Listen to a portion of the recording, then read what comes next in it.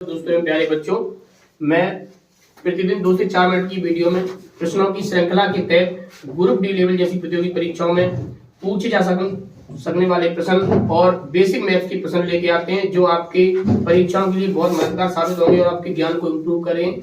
ऐसे ही वीडियो पाने के लिए हमारे यूट्यूब चैनल और फेसबुक पेज पर जुड़िए।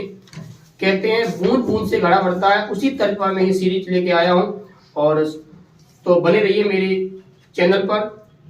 कहते हैं गुरु जो होता है माता पिता के बाद तीसरा अगर कोई होता है जो आपके बेहतर फ्यूचर के लिए सोच सकता है या बेहतर फ्यूचर के लिए शुभचिंतक है, वो होता है आपका एक मेंटर या एक गुरु। तो जब मैं आपके लिए बेहतर फ्यूचर के लिए चिंतित हूँ तो आप भी मेरे फ्यूचर के लिए थोड़ा चिंतित होइए। गुरु दक्षिणा के रूप में हमारे वीडियो को लाइक शेयर और चैनल को सब्सक्राइब करिएगा। चलो बिना समय गंवाए हम अपने प्रश्न पर आते हैं। प्रश्न पूछा है, एक परीक्षा में 80% छात्र अंग्रेजी में उत्तीर्ण हुए, 85% गणित में और 75% अंग्रेजी तथा गणित दोनों में उत्तीर्ण हुए। यदि 40 छात्र दोनों विषयों में अनुत्तीर्ण हुए, संख्या में 40 छात्र पहले परसेंट में थे, तो छात्रों की कुल संख्या कितनी है? तो इसको वेन आरेख के द्वारा समझते हैं, बहुत सिंपल पढ़ोगे आप। जब तक मैंने कुछ अभी तक बोला तो उस टाइम आप जो सवाल जो प्रतियोगी विद्यार्थी हैं वो सवाल को कर लें। अब मैं सीधा आता हूं और तब तक वो आंसर कमेंट कर सकते हैं। अब मैं आता हूं, इसको वेन आरेख के द्वारा कितना सिंपल करता हूं।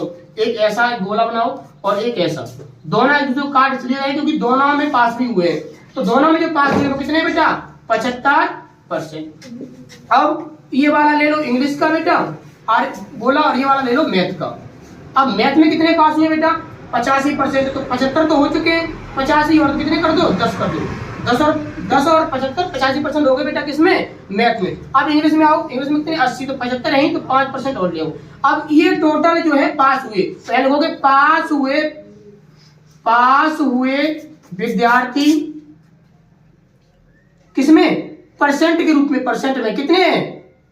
10 और 5 20, 10 और 15 25, सॉरी 10 और 15, 10 और 5 15, 15 और 75 कितने हो गए? 90। यानी कि 5 और 75 80 और 10 90% किसमें पास हुए?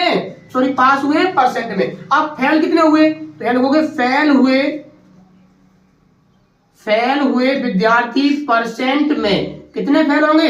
10% विद्यार्थी फेल होंगे।